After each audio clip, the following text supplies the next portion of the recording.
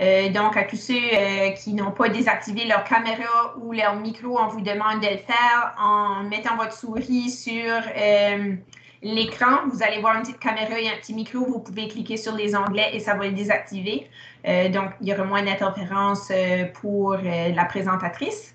Puis aussi, vous ne serez pas dans l'enregistrement qu'on va envoyer aux participants par la suite, puisque la session d'aujourd'hui est enregistrée, puis on va vous le faire parvenir par courriel ensuite. J'ai vu des noms familiers dans la liste, donc bonjour à ceux que je connais, bienvenue aux nouveaux. Comme je l'ai mentionné, on est super content que vous soyez ici avec nous.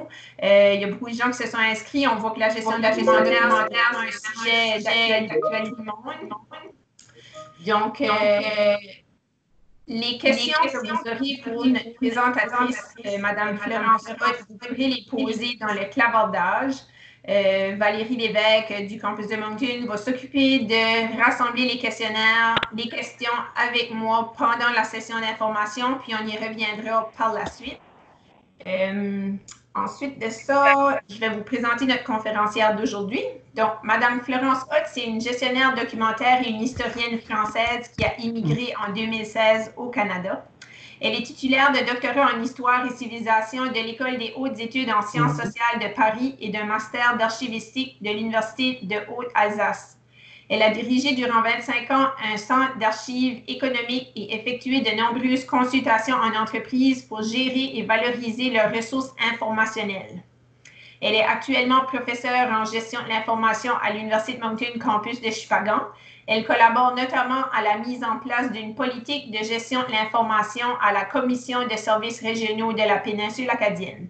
Elle a travaillé sur la valorisation des archives privées et publié des livres sur les religieuses hospitalières de Saint-Joseph et les industriels mulhousiens, ainsi que la gestion documentaire. J'ai oublié de me présenter. Moi, c'est Monique Galland. Je suis agente de promotion à l'Université de Moncton, campus de Shippagan. Et c'est de notre campus, genre en virtuel parce qu'on est tous en télétravail, qu'on vous présente le webinaire aujourd'hui, puisque c'est en lien avec le programme cours en gestion documentaire que ce webinaire ici est présenté. Puis je vous donnerai un petit peu plus d'informations à la fin de ceci au sujet du programme cours et d'une session d'information qui suivra dans les prochaines semaines.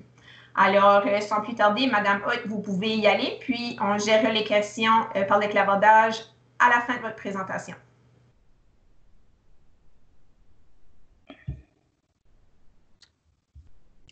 Voilà, est-ce que tout le monde voit mon PowerPoint? Je vais essayer de l'agrandir parce que j'ai comme pas. C'est bon, tout le monde m'entend? Oui, ça va bien, on vous entend. Ok, et vous voyez, donc on va. Alors, bonjour à tous. C'est assez impressionnant les listes que j'ai vues. On va dire que le Canada est réuni par la gestion documentaire. Donc, finalement, je me rends compte que c'est un domaine qui intéresse grand monde et j'ai pratiquement tous les métiers réunis, que ce soit des directions, du secrétariat, la santé, l'enseignement, les entreprises. Donc, évidemment, dans la vie qu'on mène actuellement, la dématérialisation de l'information et nos relations ont été beaucoup virtualisées. Et donc, il y a une petite problématique qui apparaît. Qu'est-ce qu'on fait de nos documents? Alors, évidemment, on n'a pas un temps trop long. Je vais essayer d'insister sur certains points, disons, de vous offrir quelques bonnes pratiques que vous pourrez mettre peut-être à exécution en essayant de vous sensibiliser à la chose. Mais il faut quand même savoir que la gestion documentaire, c'est l'affaire de tous. Et donc, on va commencer. Alors, qu'est-ce qu'une bonne gestion documentaire? Tout d'abord, il s'agit de prendre en charge l'ensemble des documents qui sont produits ou reçus par les organisations. Donc, moi, je m'intéresse aussi bien aux documents que vous êtes en train de créer qu'aux documents que vous allez conserver, qui peuvent avoir 100 ans. Et évidemment, la grande question qu'on me pose souvent, et c'est le gros problème en gestion documentaire, qu'est-ce qui est important? Qu'est-ce que je garde? Qu'est-ce que je jette? Donc ça, c'est des éléments évidemment qui demandent de mettre en place certaines réflexions. Donc, je vais vous en livrer certaines-unes. Ensuite, une bonne gestion documentaire, eh bien, c'est faciliter l'accès à l'information, savoir qui la consulte, et seulement les personnes autorisées, voir à qui on la diffuse. Hein. Actuellement, je me rends compte, en particulier par les courriels, qu'on a tendance à nous diffuser beaucoup d'informations et qu'elle n'est pas toujours nécessaire et que donc c'est une forme d'info-obésité qui nous dérange. Et bien sûr, comment est-ce qu'on pérennise cette information, puisque vous avez tous dû subir à un moment donné une disparition de documents. Alors, ce qu'il faut savoir aussi, c'est que, bien entendu, le document ne pense pas.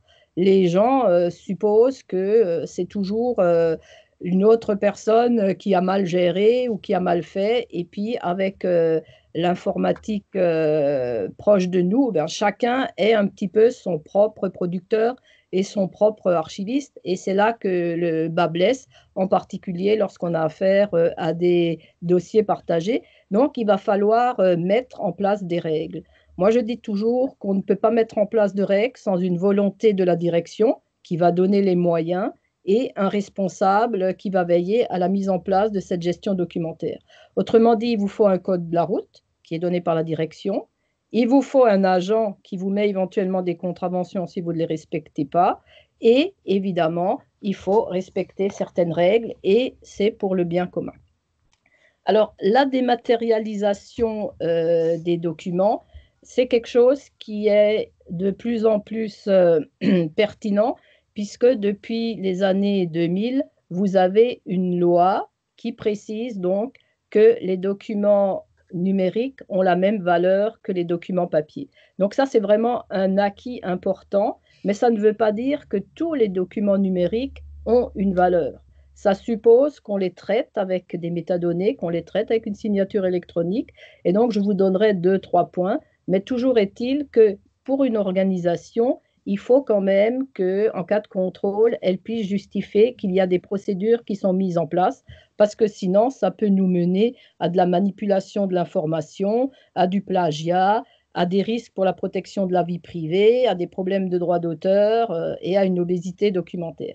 Donc, la dématérialisation des documents, elle n'a pas changé la production documentaire en soi, parce que peu importe le support, mais toujours est-il qu'elle change les procédures et qu'avec le papier, on était peut-être un peu plus laxiste, parce que bon, quand on ne trouvait pas son document, on fouillait dans son petit coin et on retrouvait l'information. Là, quand l'information part dans des dossiers partagés et qu'on a 50 versions, pour trouver le bon document, ça peut avoir un impact significatif sur votre organisation. Donc, si la dématérialisation facilite la diffusion des documents, évidemment, hein, on n'a plus besoin de transmettre par la poste. Les images, c'est facile, on peut transmettre des vidéos. Là, vous allez pouvoir avoir mon PowerPoint sans problème.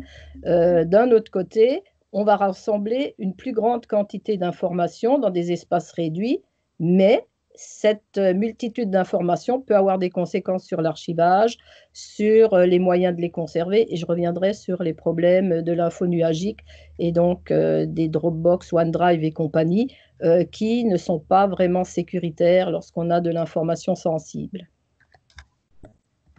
Alors, les enjeux, le premier enjeu important, c'est d'identifier les documents engageants. Lorsque vous commencez à travailler et si vous vous mettez à identifier tous les documents que vous conservez, vous allez vous rendre compte qu'il y a des documents qui sont très importants. En principe, c'est 20% de ce qu'on produit. Et ces documents-là, il faut les identifier et, avec vos collaborateurs, mettre en place des formules de nommage qui permettront de les retrouver facilement, tout en sachant que chacun parle du même document. Ensuite, il y a le problème de la traçabilité des documents, hein, parce que les normes de qualité, les contrôles, il faut prouver qu'on a eu la bonne pratique de laboratoire.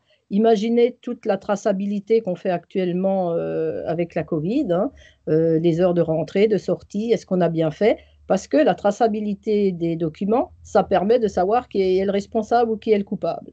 Donc, il faut être bien clair sur ces documents-là qui sont souvent de nature administrative et qu'il faut bien produire. Bon, si vous avez une inspection du bâtiment, par exemple, il faut qu'on puisse prouver que vous avez bien votre plan d'urgence en cas d'incendie. Moi, il m'est arrivé en région parisienne d'avoir une grosse société qui m'a appelé parce que le directeur avait son bâtiment qui avait été soufflé avec une chaudière qui avait sauté. Les archives étaient parties dans l'air et puis quand elles étaient redescendues, elles avaient été aspergées par les pompiers. Donc c'était une catastrophe. Et comme ils n'avaient pas de double de leurs documents engageants, les assurances ne voulaient pas payer les dégâts. Donc, vous n'en faites pas, les assurances, ils vous demanderont toujours des justificatifs. Donc, la traçabilité de certains documents est importante. Ensuite, évidemment, vous avez les délais de conservation. Par exemple, certains documents comme une facture, bon, il faut la garder 7 ans. Certains prennent le risque de la conserver moins longtemps. Je pense par exemple, les banques ont décidé que pour les chèques, ils allaient garder que les chèques de plus de 2000 $, je crois, en se disant que ça leur coûtait plus cher de garder 10 millions de chèques de 100 $ que de payer l'amende. Donc tout ça, c'est des calculs qu'il va falloir bien faire pour avoir une information au meilleur coût, tout en préservant la trace des activités. Et puis le point encore important, c'est bien sûr l'accessibilité, l'authenticité, la fiabilité intégrée, l'exploitation des documents. Là, je passe vite parce que je vais revenir sur ces différents éléments. Pour savoir de quoi on parle, le point important, c'est de bien faire la différence entre archives et documentation. Alors, quand je parle d'archives, je vais parler donc des documents qui sont produits ou reçus par une personne. Donc, si on parle d'une personne, ça peut être sa carte d'identité, ça peut être son diplôme, ça peut être ses factures, ou d'un organisme. Donc, tous les documents qui sont produits dans la vie de la personne ou pour les organisations dans l'exercice de ces activités. Et j'insiste bien, dans l'exercice de ces activités. Donc, peu importe le type de document, ça peut être un VHS, ça peut être une vidéo, ça peut être un document papier, ça peut être un document numérique, ce qui nous intéresse plus aujourd'hui, mais nous nous intéressons à tout ce qui est produit ou reçu dans l'exercice d'une activité. Donc, c'est le reflet, ce sont des documents organiques qui, s'ils venaient à être éliminés, ne seraient pas reproductibles puisqu'ils sont le reflet d'une activité particulière.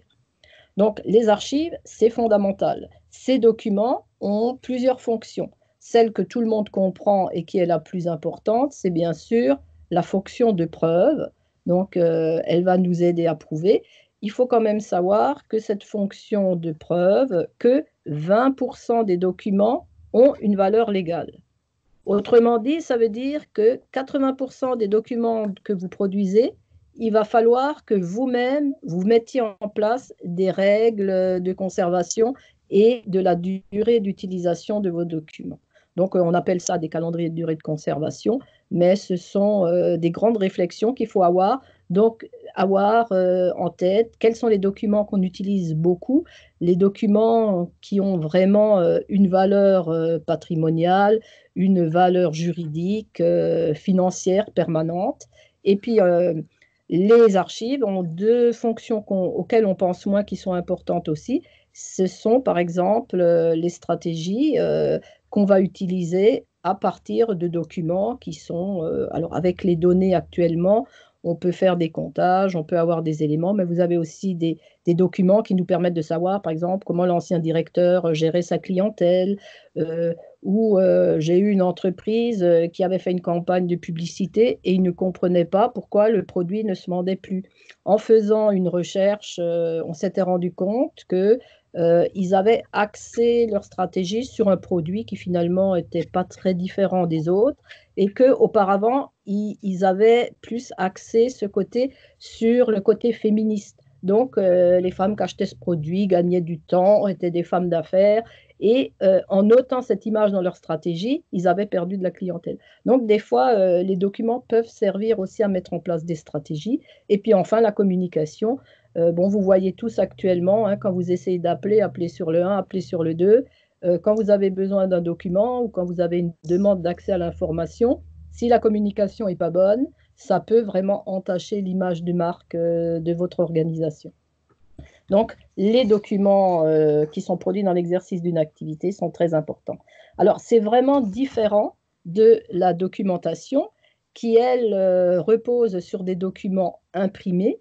Et ces documents imprimés ne sont pas émis ou produits par l'organisation, mais elles sont rassemblées selon l'intérêt d'un sujet sur une base volontaire et n'ont donc pas de valeur légale. Un document d'archive a une valeur légale, donc je ne peux pas l'éliminer comme je veux. Alors que la documentation suppose de garder celle qui est bien à jour. Donc une documentation d'il y a 10 ans, si vous prenez une documentation d'il y a 10 ans sur un ordinateur, vous êtes sûr qu'elle est dépassée. Donc c'est des dossiers que vous pouvez constituer, mais il y a très très très peu de documents à conserver dans la documentation. Et surtout, si vous l'éliminez, il y a toujours moyen de la retrouver. Ça vous demandera peut-être un peu de temps, mais vous aurez l'occasion de l'éliminer. Alors, on va prendre par exemple, imaginez toute l'information que vous recueillez actuellement sur la Covid.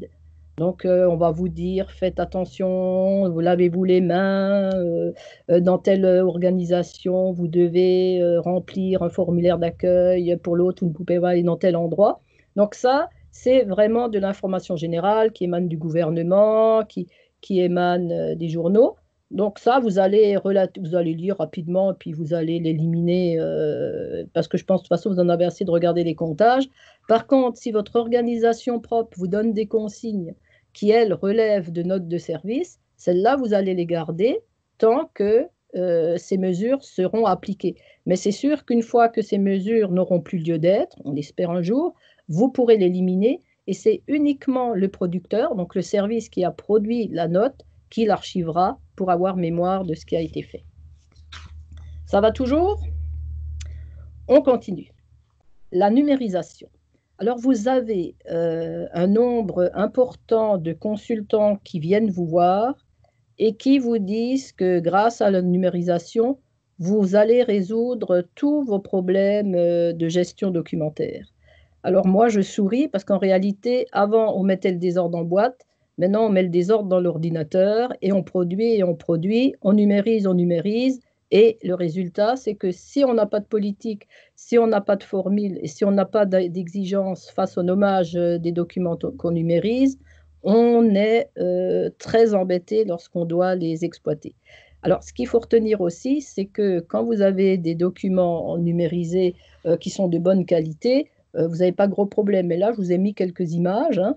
Vous avez un document plus ancien qui est fragile. C'est sûr que vous n'allez pas le mettre dans un numérisateur qui prend les feuilles au fur et à mesure parce que vous allez le déchirer complètement.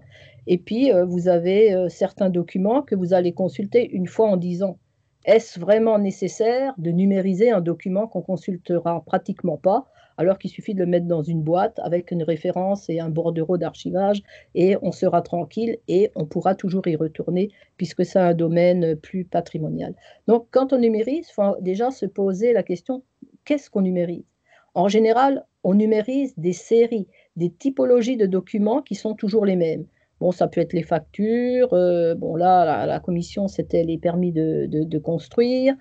Ce sont des documents qui, en règle générale, n'ont pas qu'un document. Vous avez le document proprement dit, mais vous avez toutes les pièces attachées et tout le dossier à numériser. Donc, dans ce cas-là, il faut que vous ayez dans votre nommage un lien qui vous permet de reconstituer votre dossier. Parce qu'avec le numérique, c'est qu'on crée des fichiers, et on perd le lien qu'on avait avec le papier qui était des documents qui étaient rassemblés entre eux. Donc, vérifiez si la numérisation justifie, si c'est consulté souvent, si vous avez des postes qui sont à plusieurs endroits. Donc, c'est sûr qu'actuellement, la numérisation est intéressante quand on doit diffuser des documents, puisque les gens ne sont pas obligatoirement sur leur lieu de travail, mais c'est toujours à peu près le même type de documents dont on a besoin. Il faut vérifier s'il y a des contraintes juridiques. Est-ce que c'est des documents qu'on a le droit de diffuser? Est-ce que la consultation est réservée? Et l'autre problème lorsqu'on numérise, bien sûr, c'est de maintenir le système sur le long terme. Là, j'ai une société dans laquelle je me trouvais. Elle avait un système en 4D qui marchait relativement bien. Ils ont virtualisé leur stockage à partir donc d'une info nuagique au Canada, pour ne pas avoir les problèmes avec les Américains qui n'ont pas les mêmes lois. Et en transvasant leurs fichiers leur courriel qui était sur Outlook. Ils ont perdu tout leur courriel, ils ne pouvaient plus en lire aucun. Alors évidemment, ils ont fait appel à nous. Moi, j'avais avec moi un informaticien qui était assez doué et il a fait toute une programmation et en utilisant PDF Creator, on a pu rattraper les courriels Outlook et les transférer en PDFA. Donc, si vous avez des documents à garder sur le long terme et que vous voulez qu'ils soient compatibles avec toutes les machines, mettez-les en PDFA.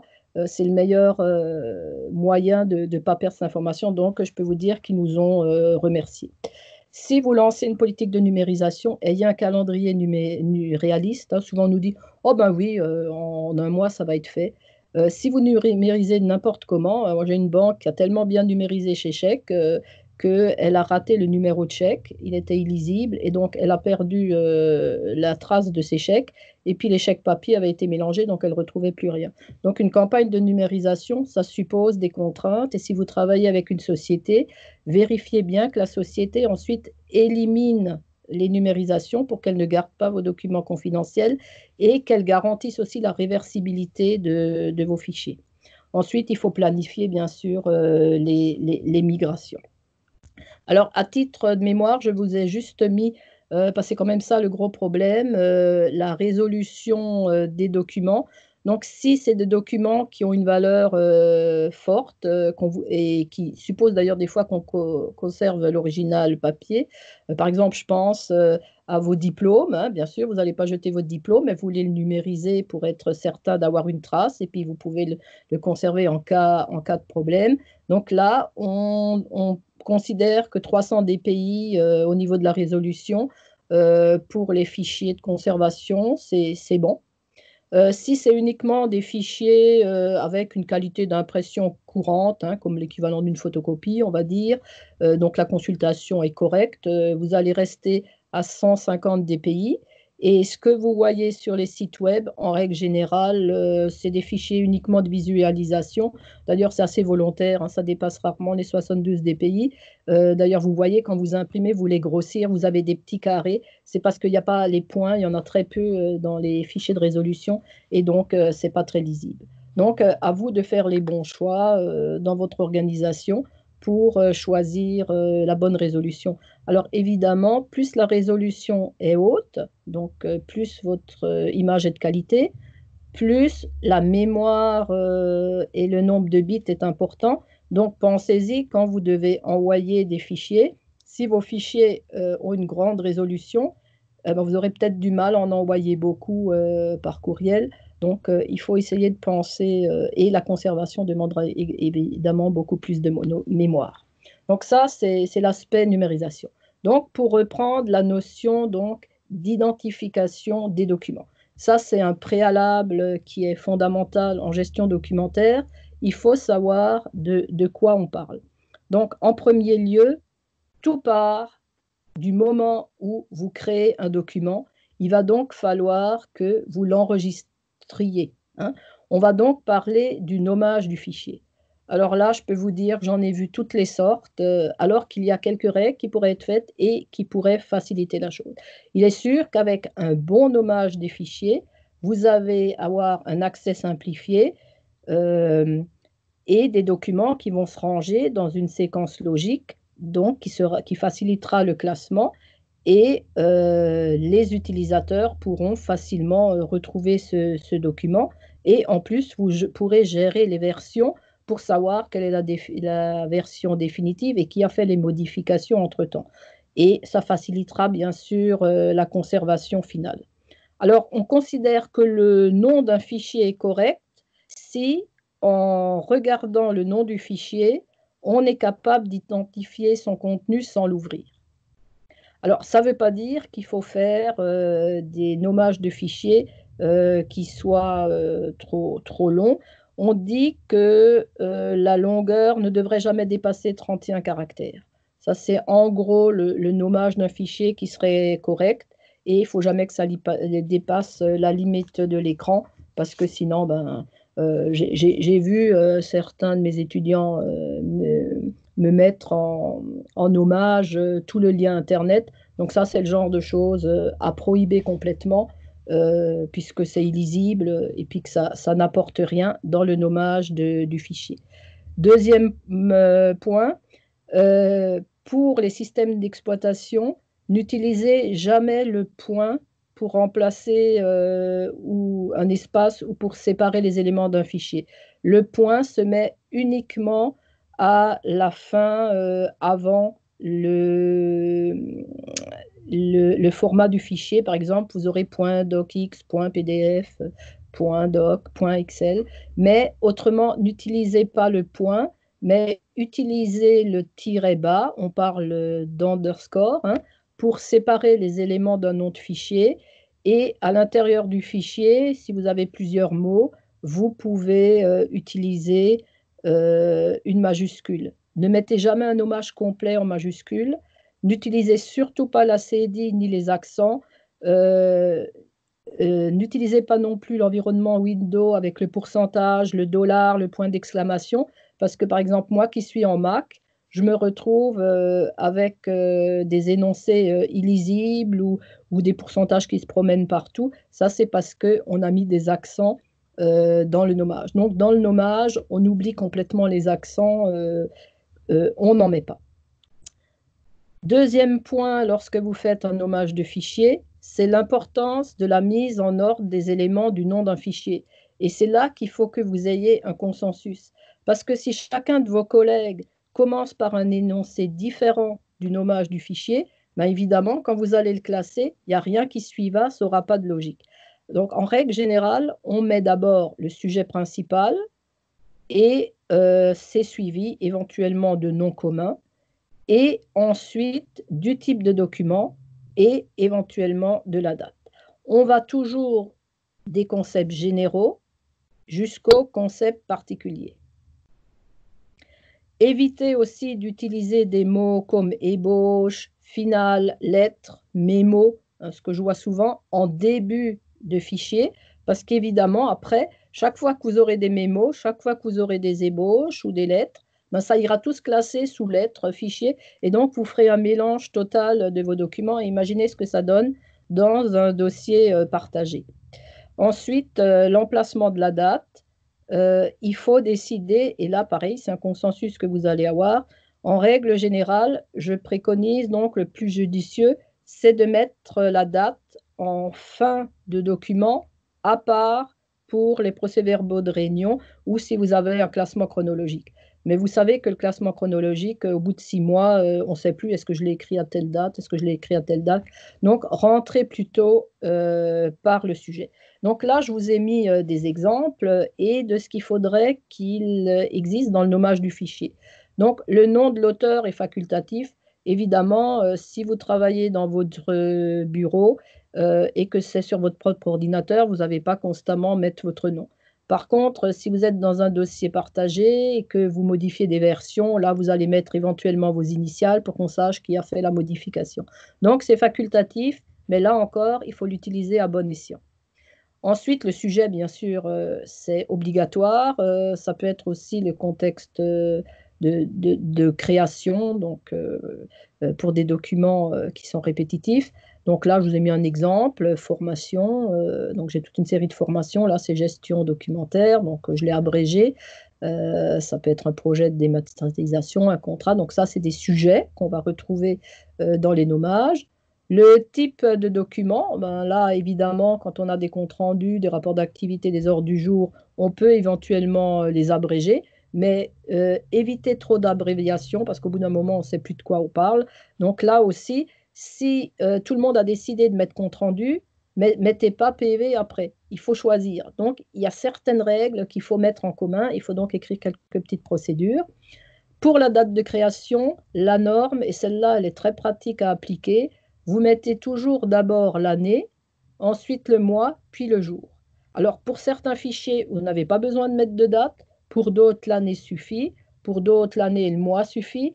Éventuellement le jour. Ça, c'est vraiment si vous avez deux documents qui relèveraient du même élément et qui pourraient poser une ambiguïté, mais on met rarement le jour. Donc, on peut les mettre ensemble. Si vous voulez mettre un tiret pour les séparer, vous pouvez, mais évidemment, vous augmentez votre nommage. Donc, faites bien attention, hein. 06, c'est bien le mois de juin, c'est le 11 juin, donc aujourd'hui. Et sinon, si vous mettez 11-06, ben évidemment, on penserait que c'est novembre, le 6 novembre. Donc, avec cette règle-là, on est d'accord, on sait de quoi on parle.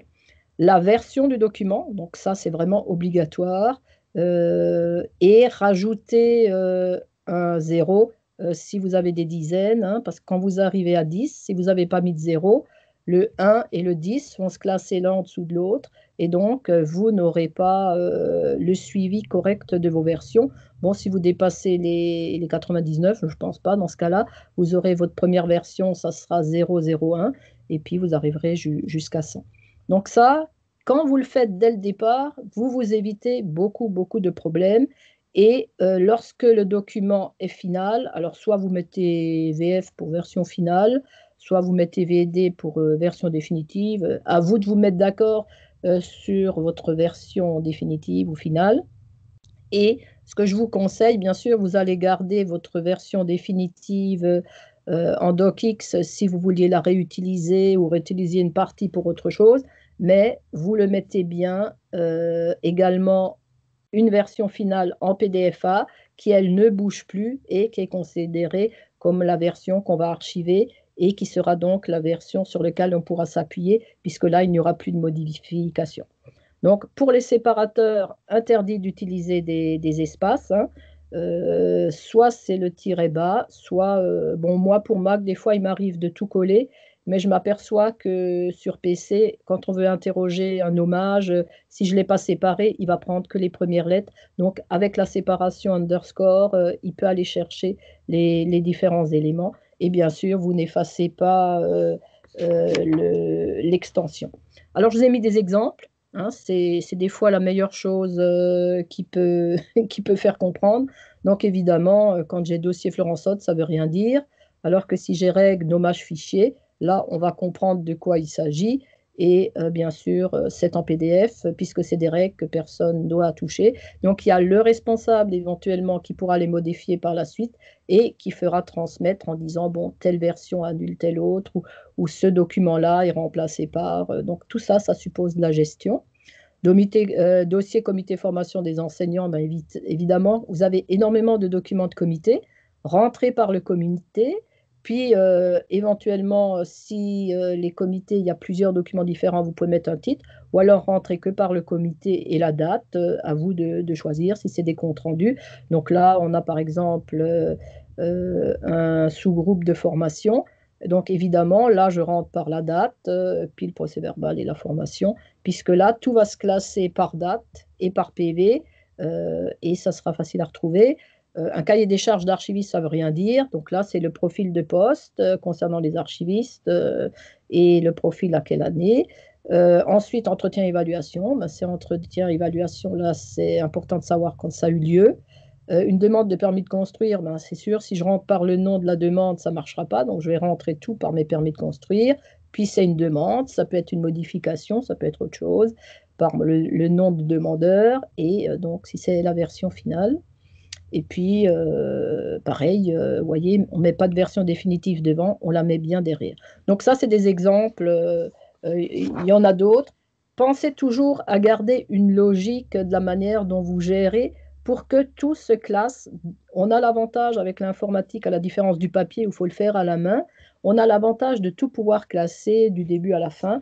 Donc, c'est quelque chose à prendre en compte. Alors, je ne vais pas m'éterniser sur les métadonnées, mais les métadonnées, quand ça concerne les documents numériques et les informaticiens, ils sont très sensibles parce que les métadonnées, ça permet de gérer vraiment nos documents numériques. D'ailleurs, quand vous allez dans Fichier à propriété, vous verrez qu'il y a certaines métadonnées qui se mettent d'office, par exemple la date de création du document, sa modification, le nom de l'auteur. Alors évidemment, si vous êtes sur un ordinateur qui n'est pas le vôtre, ça ne sera pas vous l'auteur, donc vérifiez que c'est bien vous qui avez créé le document ou si vous l'avez dupliqué, c'est à voir. Donc les métadonnées, ce sont des données qui renseignent sur des données. Donc moi, je prends toujours l'exemple de la pharmacie. Nous avons dans une pharmacie des médicaments. Donc les médicaments, ce seraient les données. On va avoir besoin de métadonnées pour comprendre ce que contiennent ces boîtes de médicaments. Donc, dans les médicaments, on va avoir la date de préemption, on va savoir la posologie, on va savoir qu'est-ce que ça soigne, on va savoir combien de fois il faut les prendre par jour. Donc, c'est tous des éléments qui vont nous permettre de bien gérer notre boîte de médicaments.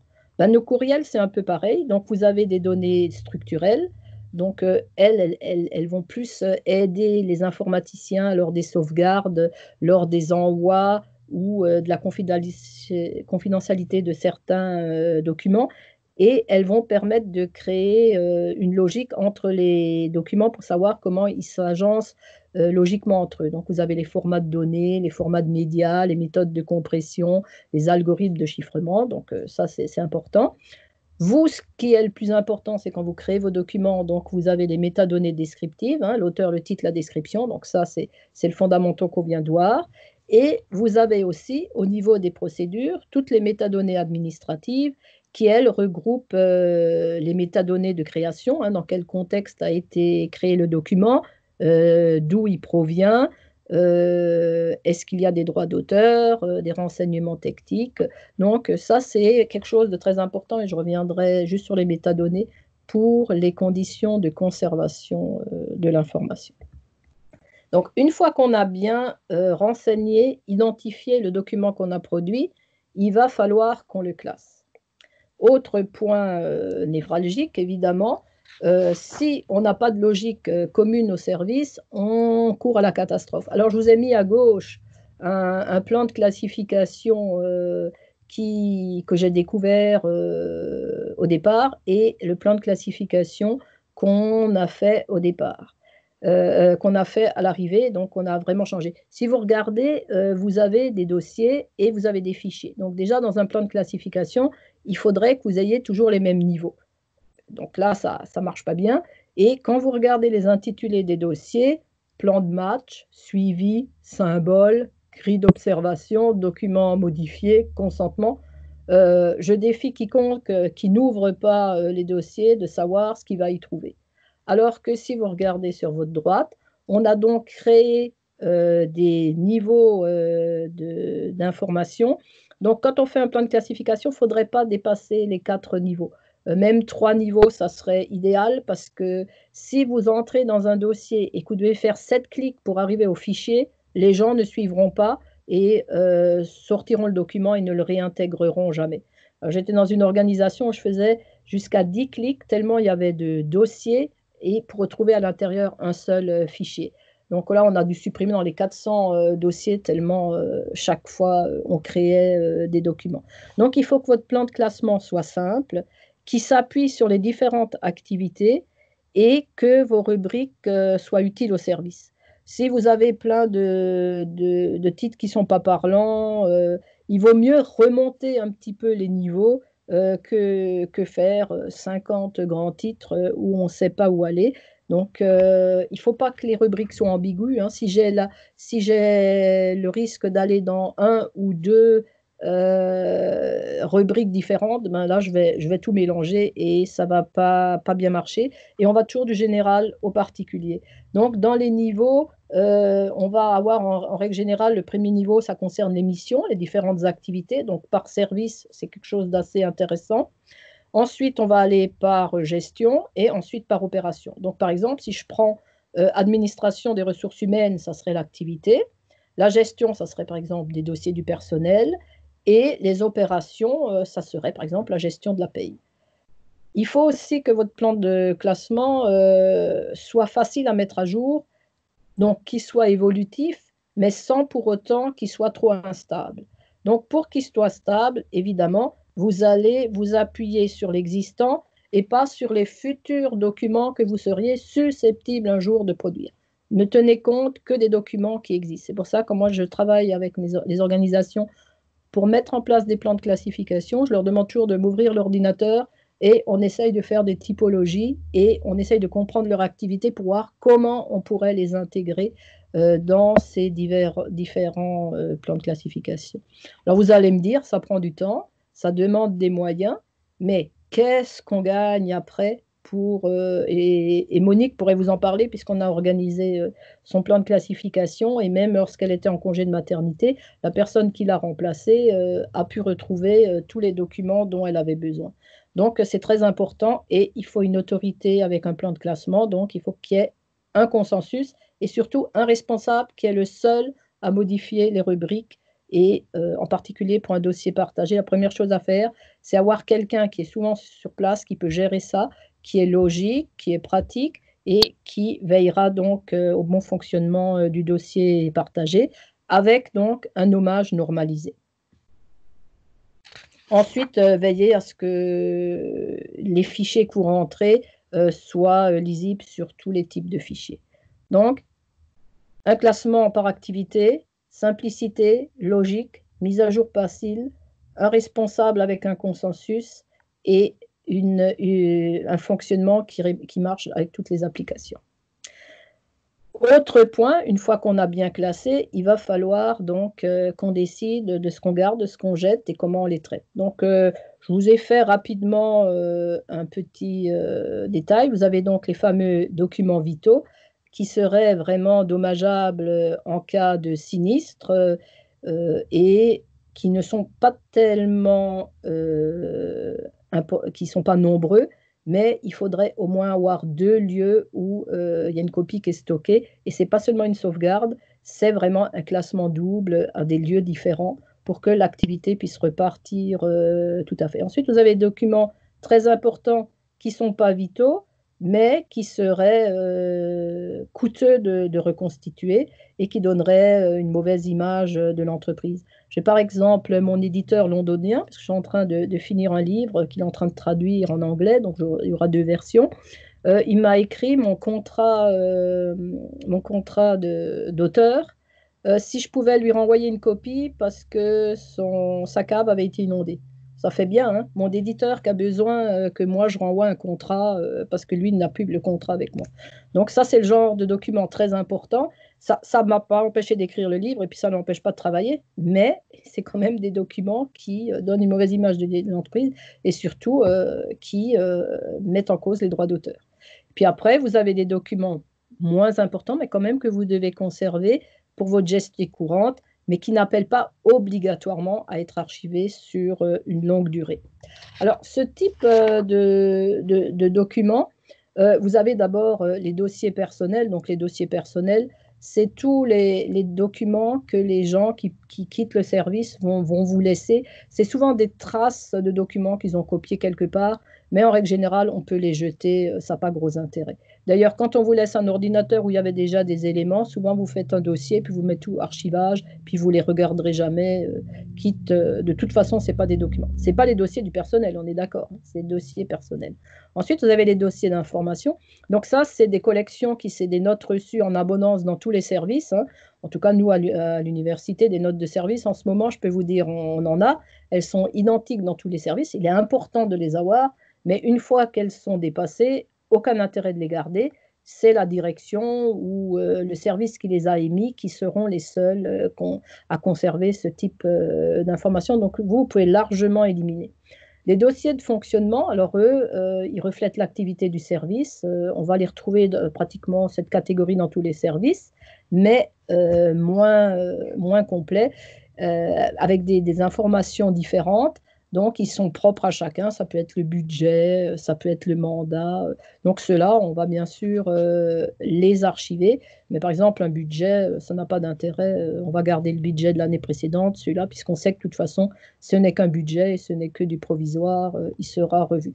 Et je pense que cette année, les budgets vont vraiment être à garder parce que ça sera une trace historique des changements. Les dossiers techniques ou spécifiques, donc ça c'est vraiment ce qui est le reflet de l'activité du service. Donc ça c'est des documents qui sont fonctionnels, probatoires et bien sûr qui traitent d'une même affaire qu'on va conserver. Et la fameuse documentation où vous allez agréablement, avant les vacances, vous séparer du maximum de documentation que vous n'aurez pas lu et que vous n'aurez plus le temps de lire. Je vais passer quand même assez vite sur les exigences dans l'environnement numérique, mais sachez que si vous voulez avoir des documents, en particulier chez les notaires ou qui sont uniquement virtuels, il va falloir assurer l'authenticité du document. Donc, ça veut dire qu'il faut un tiers qui facilite l'horodatage, donc savoir quand le document a été produit et la signature électronique pour prouver que c'est bien la personne qui a produit ce document. Donc, ça, c'est les règles par rapport à la loi, si vous voulez avoir une authenticité de document. Ensuite, son intégrité, ben, c'est une empreinte numérique, hein, c'est un système de chiffrement où quand on ouvre le document, il faut qu'on ait les mêmes chiffres. Si on a rajouté une virgule, ben, on n'a plus les mêmes chiffres et on voit donc que cette empreinte n'est pas la même. Donc on sait qu'il y a une modification du document. La fiabilité, ben, c'est la fameuse qui nécessite des métadonnées. Et enfin, l'exploitabilité, donc il faut penser à migrer vos formats quand ils sont plus d'actualité, changer vos supports, ben, bon, ça vous le vivez chaque jour, hein, les mises à jour sont importantes, et c'est là qu'on va aussi veiller aux habilitations d'accès, aux règles de nommage et à la confidentialité. Si on veut assurer la pérennité des documents, il y a trois conditions. Donc, essayez d'avoir des formats ouverts ou des formats beaucoup utilisés pour que vous soyez sûr qu'ils continuent d'être entretenus. Vérifiez le support physique et bien sûr la disponibilité de l'appareil de lecture. Je me rends compte que mon nouveau Mac, par exemple, je ne peux plus avoir de lecteur de CD. Je ne peux plus mettre de clé USB, donc il faut que j'ai des supports extérieurs. Donc tout ça, c'est des points à prendre en ligne de compte, parce qu'il est sûr que moi, je continue à faire des sauvegardes. Dès que j'ouvre mon ordinateur et que je travaille, j'ai toujours une clé USB à côté de moi pour faire une sauvegarde quand j'éteins mon ordinateur en cas de problème. Surtout quand on écrit un livre, vous pensez bien qu'on ne veut pas perdre de l'information. Assurer la lisibilité des supports, donc avec un processus de contrôle, hein, vérifier de temps en temps. On dit les CD, durée de vie entre 10 et 20 ans. Assurer la pérennité des formats, donc en règle générale, si vous voulez conserver des photos historiques, c'est TIFF. Si vous voulez conserver des documents texte, PDFA pour les documents finaux, et on utilise l'XML et pas l'HTML pour les formats pérennes. Donc, conservation des métadonnées associées aux documents ou à part, et la pérennité de documents. C'est tout un travail sur un dispositif d'ensemble avec des copies de surveillance, des systèmes de sauvegarde, du contrôle de la gestion des droits d'accès. Donc, quand on est dans le numérique, le document, il continue de bouger et à un moment donné, il ne marchera plus. Donc, il faut mettre en place des procédures. Le papier, une fois qu'il est dans un endroit pas trop mouillé, à une température de 18 degrés, dans des bâtiments qui ne dépassent pas 60% d'hygrométrie, s'il n'y a pas de feu ni d'inondation, vous allez les garder un sacré bout de temps. Par contre, les documents numériques, non. Vous savez que vous allez devoir les faire migrer. C'est la seule solution parce que pour l'instant, on n'a aucune pérennité de ces documents sur le long terme. Rapidement, le nuage, l'informatique en nuage. Donc, moi, si j'ai un conseil à vous donner, mettez des documents de partage rapide à court terme, mais tout document qui doit être conservé sur la durée ou qui relève de confidentialité ou de données sensibles, ne les mettez pas sur de l'informatique en nuage parce que vous courez des risques, surtout le risque de réversibilité. On commence à avoir des problèmes quand on veut nous restituer.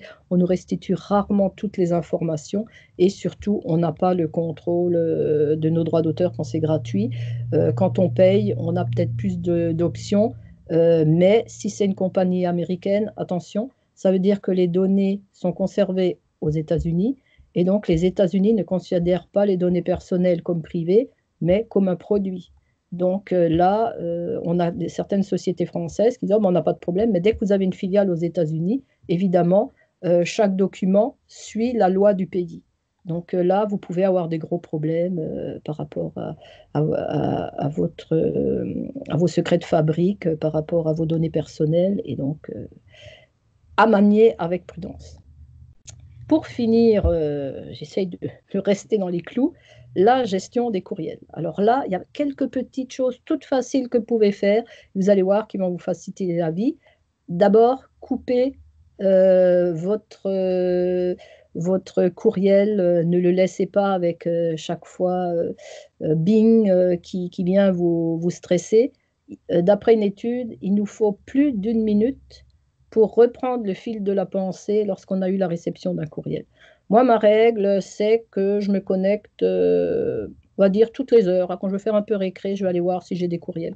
Moi, en ce moment, c'est sûr, on y va un peu plus souvent parce qu'on fait tout en numérique. Mais c'est pas parce que je viens d'avoir un courriel qu'il faut que je réponde dans la minute. Avant, quand on avait le courrier, les gens avaient le courrier 2, 3 jours après, puis ça ne les dérangeait pas. Maintenant, on est dans une sorte de demande de vitesse qui n'est pas obligatoirement indispensable. Donc, ne vous... Ensuite, moi, je gère mes courriels chaque jour et tout ce que je peux jeter rapidement ou répondre rapidement, je le fais. Et quand ça me demande plus de temps, ben, je vais éventuellement créer un dossier et puis je répondrai dans les conditions. Pour que je puisse faire ça, il est important de faire un sujet par courriel.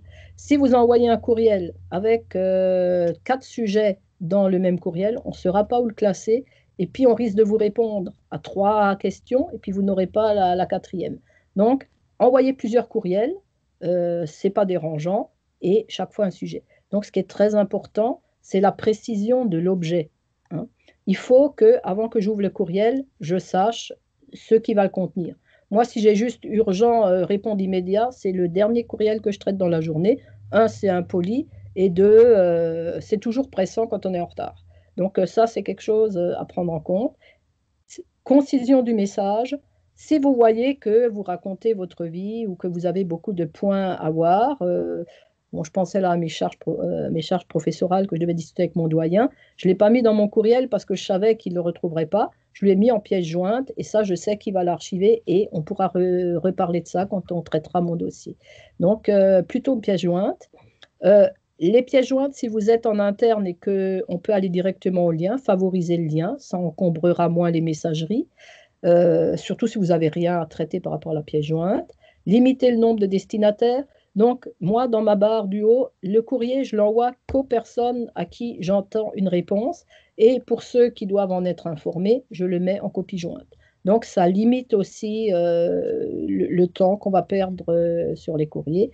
Et surtout, n'oubliez pas, c'est une technologie partagée, donc votre courriel, c'est comme vous étiez dans un ascenseur en train de parler aux gens. Pensez des fois au suivi de certaines choses qu'on peut y lire, hein. Donc on fait attention. Alors, petit rappel, voyez, objet de courriel, base légale estimée par le conseil, ça ne me dit strictement rien. Donc là, dans les objets, on peut être plus long, hein, puisqu'on a de la place. Base légale sur la hauteur d'un perron, bon, ben là, on comprend que c'est le conseil municipal qui en parle. Signature d'un document, ça ne me parle pas. C'est bien un contrat de déneigement, l'ordre du jour pour la réunion, mais quelle réunion? C'est le conseil d'administration, à lire immédiatement. Non, ça ne marche pas. Validation d'un contrat de travail, bon, ben là, on peut considérer que c'est urgent, sinon on n'embauche pas la personne. Donc, utilisez pas trop les points rouges et tout, c'est assez fatigant pour le récepteur. Et rapport définitif, bon, étude de marché sur la création, vous voyez que c'est beaucoup plus parlant. Je vous ai mis rapidement les courriers sans valeur, élimination immédiate, il y en a beaucoup.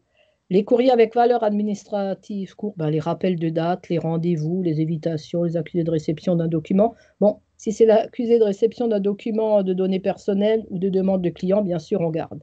Sinon, le reste, ça peut s'éliminer. Et tout ce qui est courrier engageant. Alors, il faut quand même savoir que les courriels ont une valeur légale qui est supérieure à la valeur d'un courrier papier numérisé, donc qui n'est qu'une image numérisée. Donc, vos responsables devraient s'inquiéter quand vous êtes chez vous et que vous travaillez avec le courriel de votre organisation, vous engagez votre entreprise vis-à-vis des clients ou des partenaires avec lesquels vous travaillez. Donc, faites bien attention à avoir une trace de ce que vous avez fait et que vous avez bien la validation de votre responsable pour prendre ces mesures. Donc, on va finaliser tout ça. Si on veut bien travailler un bon document à la bonne personne au bon moment, et plus important, bon nommage des fichiers avec des règles communes à tous, un responsable qui va vérifier le classement, hein, on a besoin de temps en temps d'être appelé à l'ordre, et qui va s'occuper de l'archivage des documents. Et tout ça aura été fait dans un consensus et il y aura une procédure, une politique documentaire, une gestion des courriels, au moins un sujet par courriel, un objet clair, ça c'est un minimum. Pour les documents engageants, toujours un double et les convertir en format PDF avec un archivage à 2 endroits au moins. Hein, le numérique, plus vous dupliquez, plus vous êtes garant de retrouver cette information. Utilisez des formats ouverts, faites les migrations, mettez à jour vos ordinateurs pour ne pas avoir d'intrusion ou trop de courriels et vérifier si vous travaillez avec des consultants ou avec des sociétés dans le nuage informatique, la réversibilité des documents et les conditions de conservation. Bon, vous pouvez toujours me joindre si vous avez des questions et je vous ai mis, j'ai un livre sur la gestion du documents qui va paraître, je ne sais pas quand, mais si vous êtes intéressé, vous voulez aller plus loin, je vous ai mis les références. Voilà. J'espère que je ne vous ai pas trop inondé. Super. Merci beaucoup, Madame Hood, pour tous ces conseils-là. Je suis sûre qu'ils seront très bien appréciés de nos auditeurs cet après-midi. Comme Madame Hood le mentionnait, il y a quelques années, une de ses étudiantes devait faire un projet.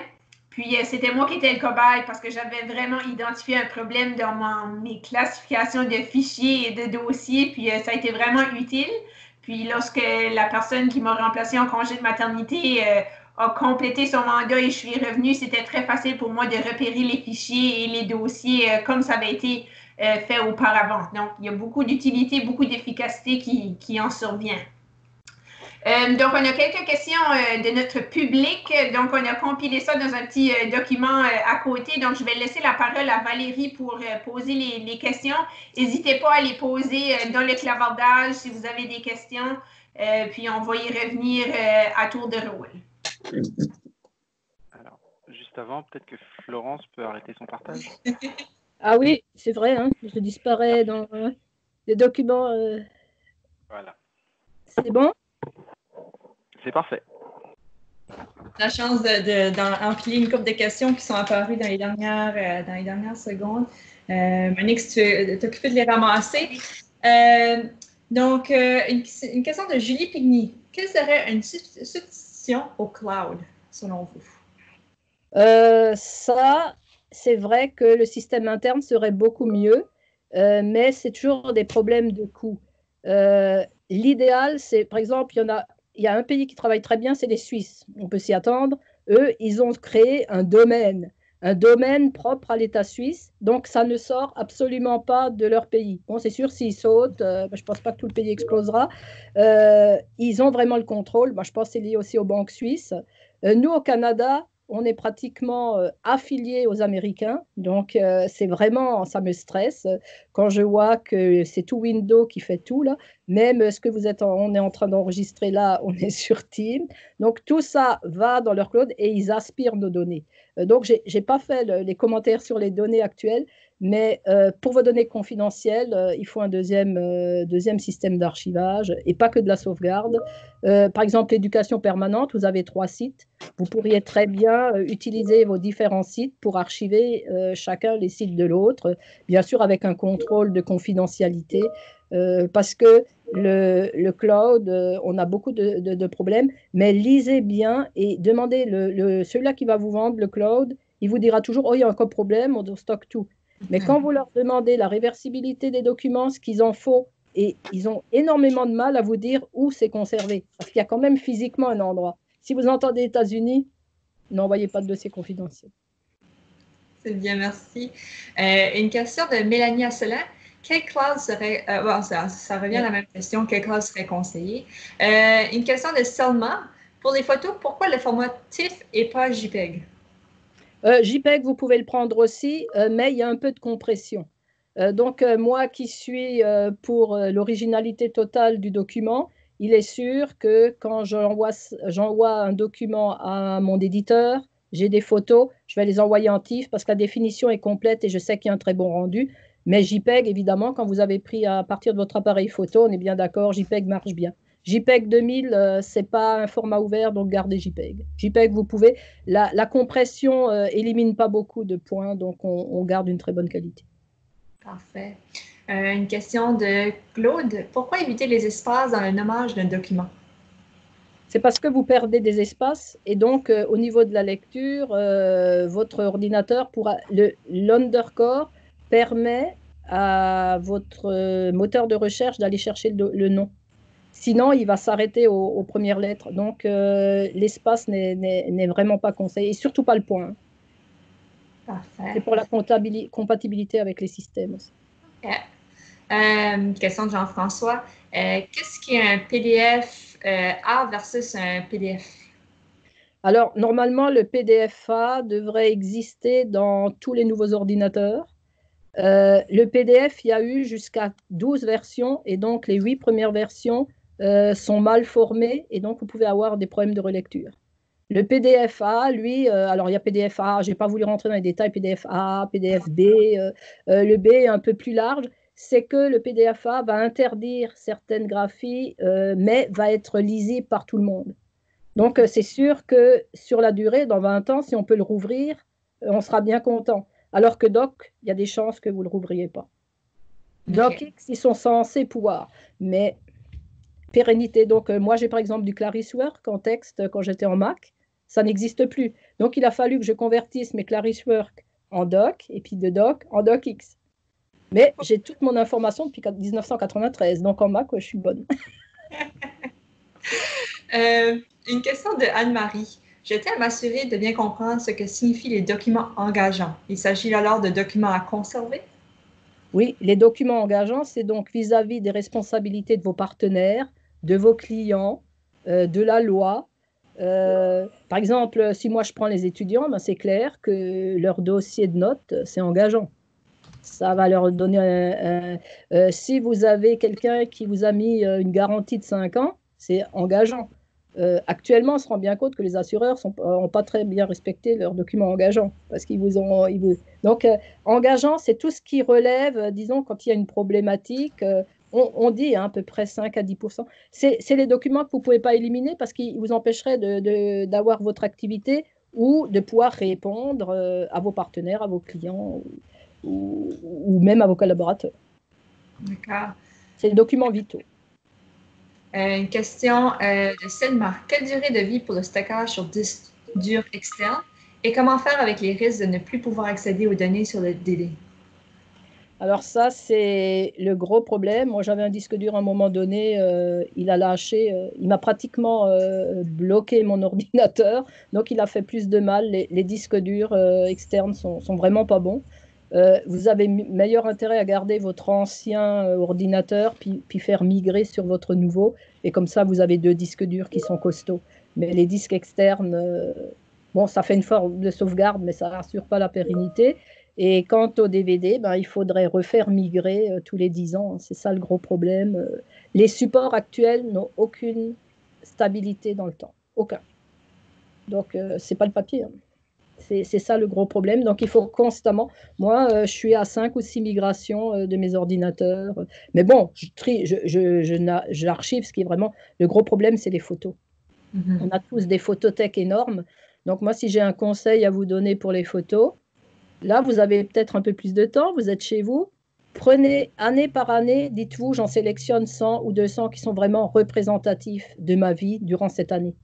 Alors bon, vous pouvez faire aussi un album voyage pour des événements importants, mais ça, mettez-le sur un deuxième disque, mettez-le sur un CD, soignez-les.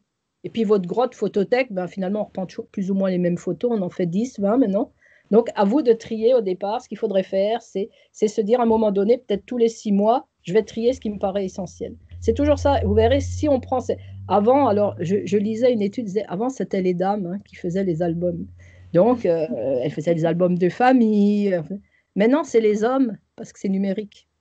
Donc, il y a beaucoup moins de suivi correct. Et puis, les dames osent moins s'en occuper.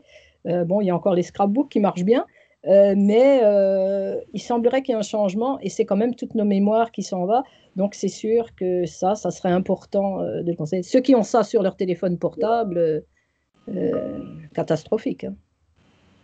Avant de poursuivre avec les prochaines questions, j'aimerais juste faire un petit lien avec la formation qui a été donnée aujourd'hui dans le webinaire. C'est en lien avec le programme cours en gestion de l'information qui est offert à l'Université de Moncton, campus de Shippagan. C'est un programme cours. Un programme cours, c'est un programme avec 4 cours. Donc, c'est 4 cours sur 2 ans à temps partiel et entièrement en ligne. Donc, dans le courriel de suivi que je vais vous envoyer avec l'enregistrement et le PowerPoint, vous aurez accès au lien web pour avoir les informations pour ceci. Vous pouvez l'entamer dès septembre. Puis, il y aura une session d'information à ce sujet le 25 juin à 13h. Oui, je vous expliquerai plus, mais c'est sûr que là, en 1 heure, j'ai balayé. Mais il y a la gestion documentaire, c'est vraiment toute une politique. Oui. J'ai encore peut-être 2-3 questions que je vois apparaître. Une question de Claude. La DGT nous a conseillé de migrer tous nos dossiers partagés au BEC à Teams. Est-ce conseillé de votre part et sécure? On n'a jamais été consulté, mais moi je dis que l'université est en train de confier tout le savoir-faire de ses professeurs à des géants du web. Et si on fait un dépôt de thèse et tout, ce qui a été imprimé, ça ne me dérange pas, que nos publications soient lues, au moins on voit qu'on travaille un peu de temps en temps. Mais quand ça concerne des dossiers étudiants et ce genre de choses, c'est quand même, ça relève de la confidentialité. Et actuellement, je lisais le président de Microsoft disait qu'ils avaient gagné 10 ans sur Internet et que maintenant, au niveau des données, c'était fabuleux parce que on est tracé partout. Et maintenant, on l'admet qu'on peut être tracé par rapport à cette Covid, mais les mesures d'urgence, il faut savoir qu'elles vont rester. Donc, bientôt, on pourra plus se passer de... Toutes nos données sont aspirées. Et plus on veut faire gratuit, ben, on paye différemment. C'est qu'on n'a plus de vie privée et on n'a plus de dossiers confidentiels. Donc, ça, c'est une politique, évidemment. L'université doit faire des économies. Mais attention, l'économie peut coûter cher sur la durée. Absolument. Une question de Guylaine. Pouvez-vous nous dire quelques mots sur le OCR, numérisation? Oui. Donc ça, ça relève donc de la lecture optique de caractères. L'OCR, lorsque vous avez des documents tapés à la machine, numérique, clair, il n'y a aucun problème, mais c'est une image. Donc, pour un traitement, c'est sûr qu'il va falloir avoir un moteur de recherche. Vous pouvez lire, mais si c'est manuscrit, vous avez pratiquement 10 à 20% d'erreurs. Ils n'arrivent pas à lire toutes les graphies. Et donc là, l'OCR marche pas bien. On dit, à partir du moment où on a plus de 20% d'erreurs, ça fait des trous, quoi. Donc le message n'est plus bon. Mais bon, l'OCR marche très bien quand c'est des textes bien mis, il n'y a pas de problème majeur. Et si c'est lecture plein texte, ben évidemment, hein, pour les moteurs de recherche, c'est parfait. Oui. Donc, il faut toujours voir vos besoins. En gestion documentaire, moi, je peux vous donner plein d'infos. Je vais vous donner un marteau, un clou, mais si vous tapez sur le doigt, moi, je ne peux rien faire. C'est vraiment les besoins et la logique et les moyens. Donc, on s'adapte à chaque besoin de chaque utilisateur. Ce n'est pas une science exacte. Hein. Non, c'est ça. Une question de Camille. Est-ce préférable d'utiliser un vocabulaire contrôlé pour la description des documents numériques? Oui. Pour les documents partagés entre... Mais moi qui travaille dans des organisations, on va dire, on va pister 20% de documents très utilisés par beaucoup de personnes. Et là, on va faire la typologie documentaire et ça peut relever du document qui est vraiment produit. Ça peut être une dizaine de documents. Et là, vraiment, le vocabulaire est contrôlé. Et puis, quand c'est mis dans le système informatique, il y a un responsable qui contrôle si c'est bien nommé, sinon on renvoie. Alors au début, on explique aux gens, on fait un peu passer changement d'habitude, hein, on fait plus ce qu'on veut. Mais qu'est-ce que c'est bien quand tout le monde a mis le même intitulé et qu'on sait de quoi on parle. Donc c'est beaucoup de temps au départ, il faut bien trouver les bons documents, mais ensuite, quand c'est bien intitulé, ça devient une habitude. Hein. C'est juste qu'il faut changer les habitudes et puis être moins personnel. Oui. Une question de Stéphane. Où trouver des consultants en gestion documentaire pour un contrat avec une ville? Alors ça, c'est au Nouveau-Brunswick, je crois que je suis la seule vraiment spécialiste en gestion documentaire. On n'est pas nombreux. En réalité, on parle souvent d'archivistes, hein, mais ils sont déjà archivistes ou gestionnaires documentaires. Ils sont ils sont engagés par justement une ville. Bon, il peut y avoir, nous en France, on a des consultants qui sont payés par une quinzaine de communautés et puis ils vont de l'une à l'autre pour mettre en place les systèmes, pour les suivre et tout. Mais des consultants vraiment, vous avez des promos qui vont sortir là à l'EPSI à Montréal. C'est vraiment vous avez des archivistes. On a nos étudiants en gestion documentaire, donc nos bacs en gestion de l'information, qui sont un peu formés. Mais point de vue consultant, vraiment, moi j'ai 30 ans de métier, hein, j'ai passé dans les...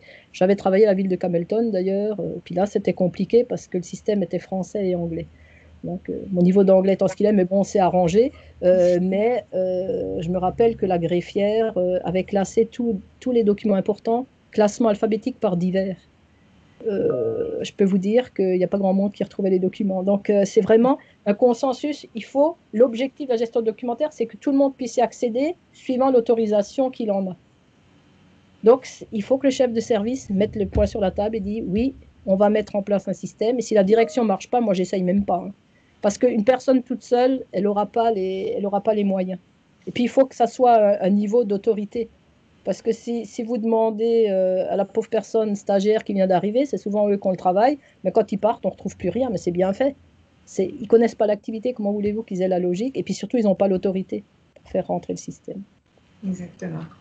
Une dernière petite question, je ne sais pas si ça vous concerne trop, mais si on enregistre une réunion sur Teams, il me semble qu'on peut obtenir un fichier à sauvegarder où je veux, mais est-ce que c'est comme produit Microsoft, c'est aussi enregistré ailleurs?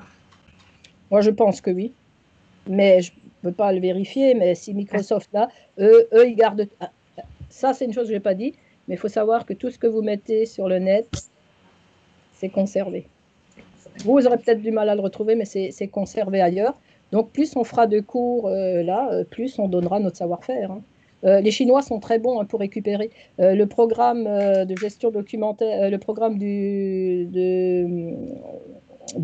notre bac en gestion de l'information, j'ai retrouvé les plans en Chine. Quand on a des bonnes idées, vous n'en faites pas, ça voyage, hein, on ne s'en rend même pas compte. D'ailleurs, il y a beaucoup d'éléments qui partent par les stagiaires, il faut faire très attention. J'ai l'exemple d'une Asiatique, pour ne pas la nommer, qui, dans une institution, a téléchargé pour son stage des documents de l'entreprise et le service informatique a vu un gros téléchargement. Donc, ils se sont inquiétés et ils ont signalé qu'elle avait téléchargé tout ça. Quand on lui a dit qu'elle avait téléchargé tous les documents de l'entreprise qui étaient importants, elle a dit oui, mais c'était un intranet interne et j'y avais accès. Donc, pour elle, du moment qu'elle y avait accès, elle avait le droit de le prendre. Donc, attention, quand on diffuse, il faut bien être clair de ce qu'on diffuse. Parce que les droits d'auteur, il ne faut pas rêver. Ça, c'est une belle logique du 19e siècle. Mais actuellement, avec les fausses nouvelles, l'information qu'on partage, on ne sait plus qui est auteur de quoi et qui fait quoi. Donc, on a beau avoir antidote, ce n'est pas ça qui résout le problème. Une fois que vous avez été piraté, vous êtes piraté. Hein. Donc, prudence. Merci bien. Merci beaucoup, Madame Hoth. Je pense que c'est toutes les questions qu'on avait, Valérie, pour aujourd'hui. Parfait. Alors, merci de votre participation. Pardon? Je remercie vraiment tous les gens qui sont connectés. Ça fait plaisir de voir que c'est quelque chose d'important et tout le monde est concerné. Donc, j'hésiterai pas à répondre s'il y a quelques questions sur mon courriel. Bien sûr, après, il faut suivre le cours pour avoir plus d'infos. Parfait. Ça fait qu'on vous encourage d'être là aussi à mesure, de jeter vos courriels quand on les a plus besoin. Puis sinon, l'enregistrement va vous être envoyé pour réviser si vous n'avez pas tout compris. Le PowerPoint également, un petit sondage va suivre également pour qu'on puisse avoir votre rétroaction sur la session d'aujourd'hui. Merci aux gens de la formation continue à Moncton, Valérie, Didier, Elena et les autres qui m'ont aidé à réaliser ce webinaire aujourd'hui. C'était vraiment Attendez, mes étudiants. Pardon? On va travailler sur votre dossier partagé à l'éducation permanente. Accrochez-vous. Oui, c'est ça. Alors, aujourd'hui, on avait des gens qui nous joignaient de partout au Canada, le Nouveau-Brunswick, l'île du Prince-Édouard, Terre-Neuve et Labrador, Québec, Ontario. Donc, c'était vraiment un plaisir de tous vous avoir avec nous autres. Puis, sur ce, je vous souhaite une bonne journée. Est-ce que vous pourriez me faire une petite rétroaction une fois que les gens auront déconnecté là? Oui.